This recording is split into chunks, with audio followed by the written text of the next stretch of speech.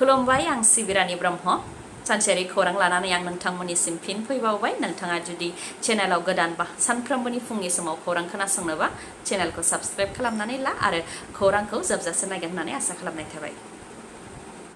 क'क्राझाराव KLOनि सानै लिंकमेन हमदों। क'क्राझार जिल्लानि सेरफांगुरि नाराबारि गामिनि फिसा गलादार सुनिल मण्डलनिफ्राय आरोबाव रां दाबि खालामबावदोंमोन KLOनि सोद्रोमाफोरा।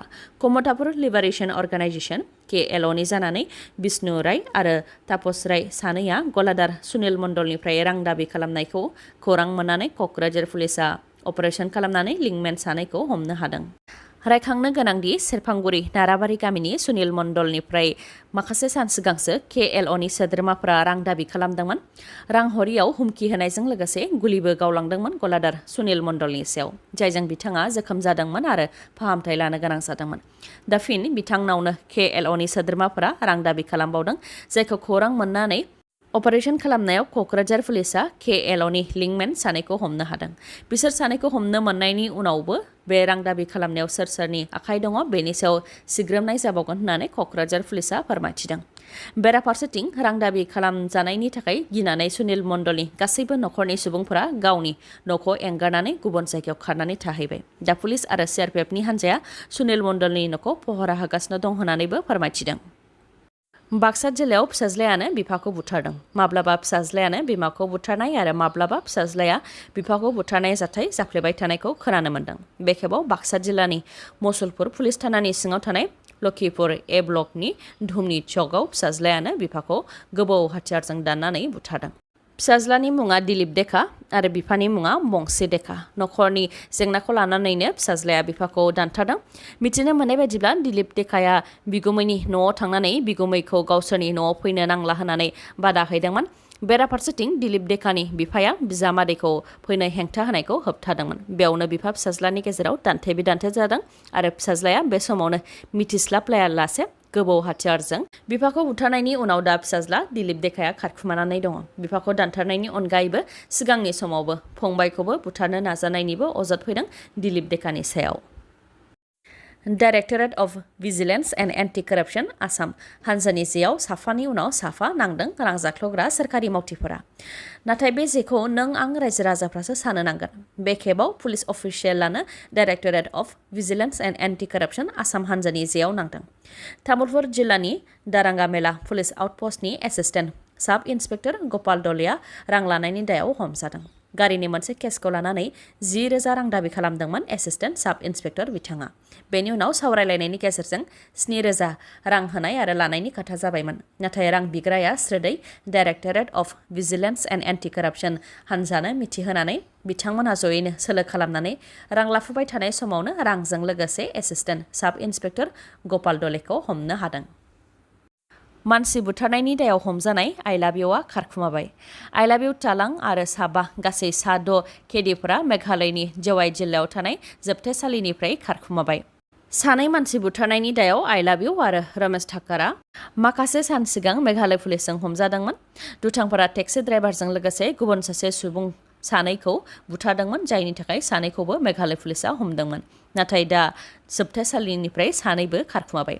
सानजौफु 1:30 रिंगासो समाव जेलनि गार्डखौ गोफार हाथियारजों गाग्लोबनानै गासै 6 केदिफोरा जोबथेसालिनिफ्राय खारखुमाबाय। रायजो राजाफोरनि गेजेराव नंखाय खोथा बुंनानै UPPL दोलोआ सोरखार सालायगासिनो दं आरो BPF दोलोखौ रायनायनि अनगायै जेबो खामानि मावनाय नुनाय जायाखै। बे अजदखौ होदों BPF दोलोनिफ्राय।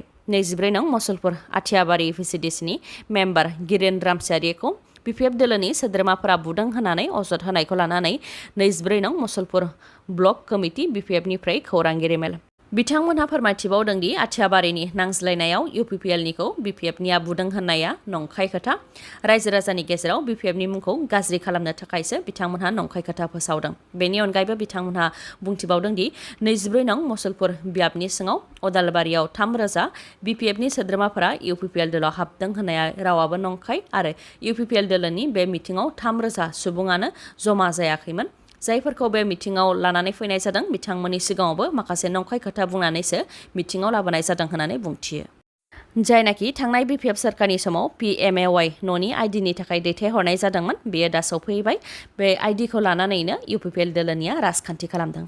अदालबारिनि मिथिङाव नुजाथिफैयाबा PMAY न'नि थाखाय सौफैनाय आइडिखौ दानानै होनाय जागोन होननानै रायजो राजाफोरनि सिगाङाव फोसावदोंमोन आरो बेबायदिनो रायजो राजाफोरखौ मिथिङाव जमा खालामदों होननानै बुंथि बिथांमोनहा।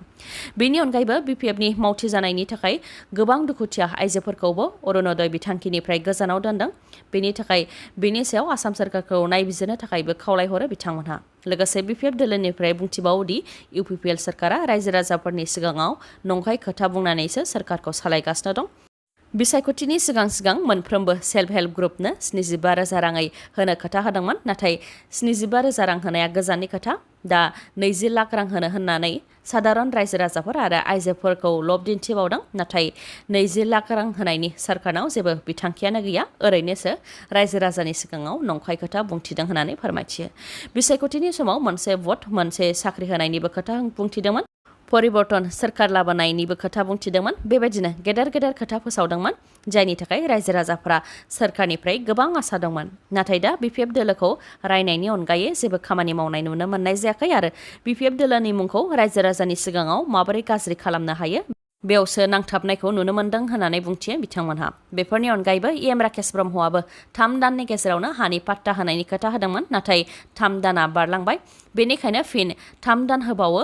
जुदि 3 दाननि गेजेराव हानि पाट्टा होनो हायोबा राकेश ब्रह्मनो आर'नाइ गानहोगोन आरो BPF एंगारनानै राकेश ब्रह्मनि उन थागोन होननानै बुंथियो आरो जुदि हानि पाट्टाखौ होनो हायाबा राकेश ब्रह्मआ BPF दोलोआव फैनांगोन होननानैबो बुंथिबावो। जायनाखि राकेश ब्रह्मआ समाजनि खामानि मावनायनि बिबानाव दं बेनिखायनो बिथाङा जाहाथे मोजां आखु दिन्थियो आरो सानै हयै खोथाफोरखौ बुंथियो बेनि थाखायबो राकेश ब्रह्मनिसिम खावलायहरो बिथांमोनहा। टेक्न'लजिया जौगानायनि थाखाय बुहुमनि गोबां सुबुंफोरानो अनलाइननि गेजेरजों गोबां खामानिफोरखौ मावो। गोबां खामानिफोरा अनलाइननि थाखाय गोरलैबो जादों नाथाय बिनिनो खाबुबो लादों माखासे सुबुंफोरा। थिग बेबायदिनो अनलाइननि गेजेरजों गेमिं एपआव रां होनानै थगायजानायाबो गोबां बांदों। मबाइल गेमिं एपनि गेजेरजों रां होनानै थगायजानाय केसखौ लानानै एनफर्समेन्ट डाइरेक्टरेट EDआ कलकातानि मोनद' जायगाफोराव रेड खालामदोंमोन जेराव 7 कौटिनिबो गोबां रां हमनो मोनदों। EDआ फोरमायथिनाय बायदिब्ला आमिर खान मुंनि सुबुं आरो माखासे सुबुंफोरा मबाइल गेमिं एपनि गेजेरजों रायजो राजाफोरनिफ्राय रांखौ लुथियोमोन। गिबियाव रायजो राजाफोरखौ फोथायहोनो थाखाय एपनि गेजेरजों रां हरनायनि कमिसनफोरखौ मोजाङैनो हरोमोन आरो रांखौ वालेटनिफ्राय बख'नोबो हायोमोन। नाथाय बेनि उनाव जेब्ला फोथायनानै गोबां रां हरो अब्ला वालेटनिफ्राय रां बख'नो हानायनि खाबुखौ दाननानै होयोमोन। बुंनो थाङोबा एपखौनो दाननानै होयोमोन। बेबायदिनो रायजो राजाफोरनिफ्राय कौटि रां लुथिदोंमोन। बे जाथायखौ लानानैनो फेडारेल बेंकआ अजद होदोंमोन। बेनि उनावनो EDआ कलकातानि मोनद' जायगायाव रेड खालामनानै 7 कौटिनिबो गोबां रांफोरखौ हमनो मोनदों। बड'लेण्ड रायजो दाबि खालामनायनि सोलायै डुवार्स ओनसोल जनपरिसंगमनि आफादगिरि पारमिनास नार्जारी बिथाङा डुवार्स ओनसोल प्रदेश रायजो दाबि खालामनायखौ लानानै दावराव देख्रेब नार्जारी बिथांनि खौरांगिरि मेल। दावराव देख्रेब नार्जारी बिथाङा फोरमायथिदों दि डुवार्स ओनसोलाव भुटाननि 8 डुवार्स दंमोन जेराव 11आ बेंगलाव आरो 7आ आसामाव दं आरो बेफोर डुवार्स ओनसोलफोरखौ सिगांनि समाव मेस आरो कचारी अदेबानि बर'फोरानो सालायोमोन। बे लिरनाय दंखायो। बड'लेण्ड रायजो दाबिनायाव बर'फ्रा गोबां मुंख्लं जालांबाय। बर'फ्रा गेदेर हारि महरै गावनि सिनायथि दंखायो। सोरखाराबो बर'नि जारिमिनखौ बुजिनानै BTAD होखादों जायनि गेजेरजों बड'लेण्ड सोदोबखौ मोनखाबाय। बेयाव जुदि पारमिनास नार्जारी बिथाङा बड'लेण्ड रायजो दाबि खालामनायनि अनगायै डुवार्स ओनसोल प्रदेश रायजो दाबि खालामोब्ला जोंनि हा आरो जोंनि सिनायथिखौ दोनखुमानाय जागोन आरो जों जोंनि मोनखानाय मोनथाय आरो सिनायथिखौ गारनानै डुवार्स ओनसोल प्रदेश मुंजों रायजो दाबि खालामोब्ला जोंनि सिनायथिखौ सोर लाखिगोन होननानै सोंथि खालामो बिथाङा। एसामिसफोरनिया जेरै आसाम रायजो दं, बेंगलिफोरना बेंगल रायजो दं आरो नागाफोरनिया नागालेण्ड रायजो दं। थिग बेबायदिनो बर'फोरनि थाखायबो बड'लेण्ड मुङैसो रायजो नांगौ होननानैबो बुंथियो बिथाङा। मिथिहोनाय ट्रेभेल बेल्ट एन्ड ब्लकआव आयेन बेरेखायै थानाय सुबुंफोरखौ होखारनो थाखाय 19 सेप्तेम्बराव सोमावसारनाय हाबाफारि लादों। बेयाव रायजो राजाफोरखौ बाहागो लाफैनो थाखाय दावराव देख्रेब नार्जारी बिथाङा खावलायहरदों। थावनिया क'क्राझारनि हायार सेकेन्डारि फिल्डआव समया 12 रिंगानिफ्राय 3 रिंगासिम जागोन। कमार्शियेल इन्डास्ट्रि अफ इन्डियानि मुङै UPPL दोलोनि मावथिफोरा गामि गामि हाबनानै रां खांदों होननानै अजद होदों मुसलपुर ब्लक कमिटि BPFनिफ्राय। खौरांगिरि मेलनि गेजेरजों बिथांमोना फोरमायथिदों दि सेन्सासनि मुङाव UPPL दोलोनि मावथिफोरा गामि गामि हाबनानै रां खांदों। बिनि रिसिप्टबो दङ रिसिप्टआव 50 रां दङ नाथाय रांखौ 60 निफ्राय 100 रांसिम लादों बे रां खांनायखौ लानानै डिसिनोबो मिथिहोनाय जादोंमोन जेराव सोरखारि भाबै सेन्सासनि जेबो बिथोन गैया ब्लकनिफ्राय एनअसि लानानैसो गामि गामि रां खांनाया जादों होननानै डिसिआ फोरमायथि हरदों नाथाय डिसिजों रायज्लायखांनायनि उनाव एडिसिआ फन हरनानै रां खांनायखौ बन्द खालामनो खोथा बुंहरदोंमोनब्लाबो रां खांनायनि हेंथा खोथा बुंनायनि सायाव सार्कोल अफिसार आरो बिडिअआ न'आव फैनानै हाराहास्ति खालामफैदों होननानै फोरमायथि बिथाङा आरो बेफोरनि उनाव दा बिथांनि गामियाव रां खांनाया बन्द जाबाय नाथाय गोबां ओनसोलफोरावनो दासिमबो रां खांनाया जागासिनो दं होननानै फोरमायथि बिथाङा खौरांखौ जोबजासे नायनायनि थाखाय गोजोन्थों नोंथाङा जुदि खौरांखौ मोजां मोनदोंबा अन्नानै लाइक कमेन्ट आरो शेयार खालामनो दाबाव गोजोन्थों